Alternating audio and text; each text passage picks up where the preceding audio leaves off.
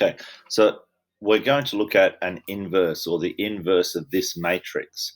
So the first thing we're going to do is we're going to look at the inverse of this matrix. First, is there an inverse? There doesn't have to be an inverse. So one of the things that a determinant does is if we look at the determinant of this, if it is a non-zero number, in other words, if it's a number, then the inverse should exist. So let's look at the determinant of this. Now, we're going to look at the top row. Remember, there is that checkerboard pattern of plus, minus, plus, minus, plus, minus, plus, minus, plus.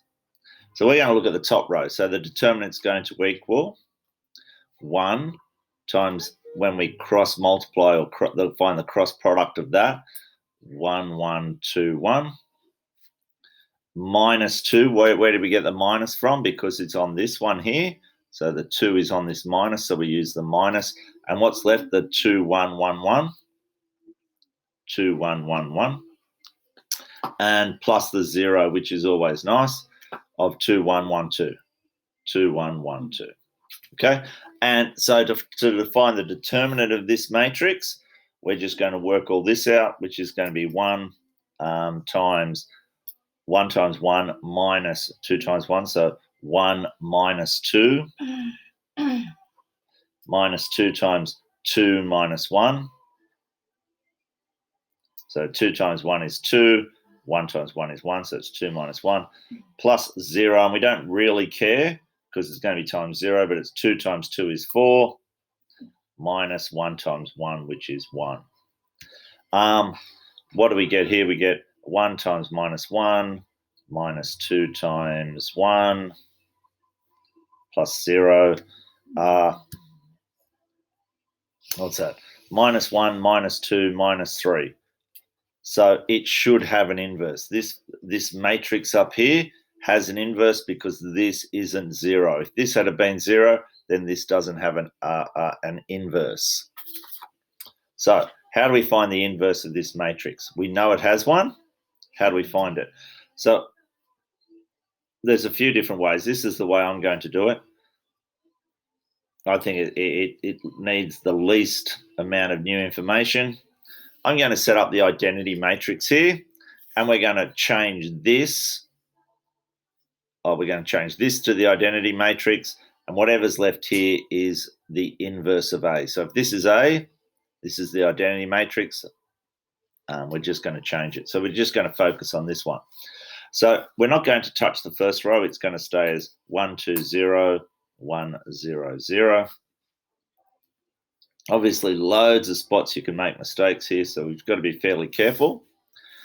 R2 minus 2 lots of R1. That's what we're going to do to change R2. So it's going to be R2, 2 minus 2 lots of this. So 2 minus 2 lots of that is 0.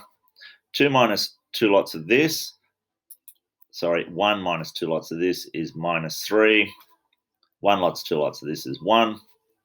Now, 1 lots of 2 lots of this is minus 2, 1, and 0. So already it's this, you can see, is changing a little bit. And row 3 is going to be row 3 minus row 1. So a nice, easy change there. Row 3 minus row 1. 1 minus 1 is 0, exactly what we wanted. 2 minus 2 is 0.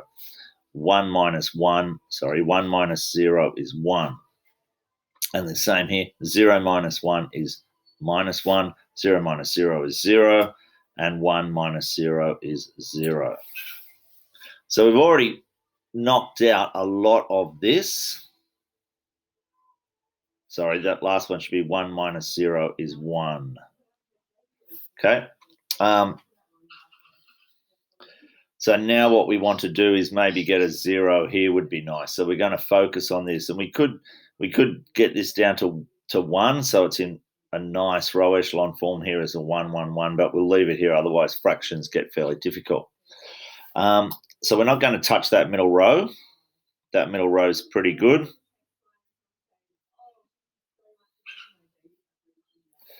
So the top row is going to be, we want a 0 here, remember. So it's going to be 3 lots of row 1 plus 2 lots of row 2. That's going to be our little transformation. 3 lots of this is 6 plus 2 lots of that is minus 6, so that is going to give us a 0. 3 lots of this is 3, plus 0 is going to give us a 3 there, which is nice. It still keeps that. Here it's going to be 3 lots of this is 0, plus 2 lots of this is 2. And then we keep going. 3 lots of this is 3, minus 4 is minus 1. 3 lots of this is 0, plus 2 lots of that is going to be 2. And 0 plus 0 is 0 there. Okay, so as you can see, this is becoming, we're getting a bit closer to ones down this corridor here, or this diagonal. Next thing we want to do is oh, that's pretty much done there. Let's just write that out again. I'll just slide that up a little bit. So now what we really need is we need to get zeros here, and that would get this diagonal just with numbers in, and that's really what we're looking for to start with. So let's look at this one first, because it's going to be nice and easy. Row 2, and it's just going to be, row 2 is going to become row 2 minus row 3. So we're not going to touch row 3. It's pretty much exactly what we want. 0, 0, 1, minus 1, 0, 1. We're not going to touch that.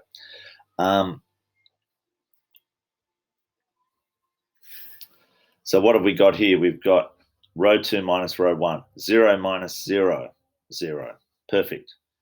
Minus 3 minus 0 is minus 3. 1 minus 1 is 0. That's exactly what we wanted. Minus 2 minus minus 1 is minus 1. 1 minus 0 is 1. And 0 minus 1 is minus 1.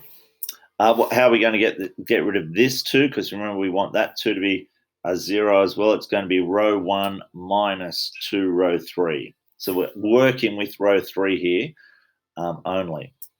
So 3 minus 2 lots of this is 3.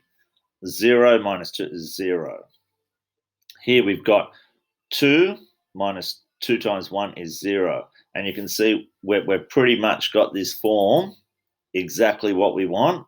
Everything else is zeros, and then we've got some numbers down the diagonal. So we'll have to deal with that in a minute, but that is fairly easy. Where were we up to? It's row 1 minus 2 lots of row 3. Minus 1 minus 2 lots of this is plus 2. Minus 1 plus 2 is 1. 2 minus 0 is 2. 0 minus 2 is minus 2. So what we've got is we're pretty close. Remember, our goal was to get the identity matrix on this side. So we're going to divide the top row by 3. So we get 1, 0, 0, 1/3, 2/3, minus 2/3.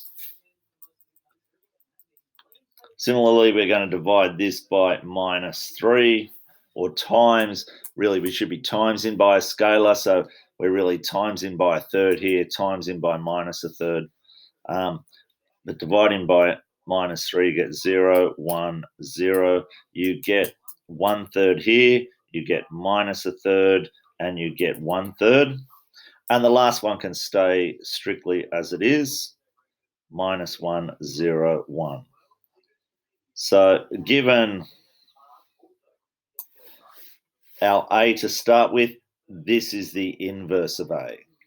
And the nice thing about that is we can actually check that.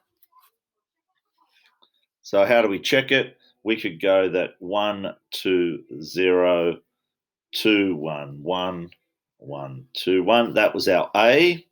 And if we multiply it by our inverse, 1/3, 2/3, minus 2/3, 1/3, minus 1/3, 1/3, and the bottom line was minus 1, 0, 1. If we multiply these two matrices together, we should get the identity matrix. That's the whole point of an inverse. So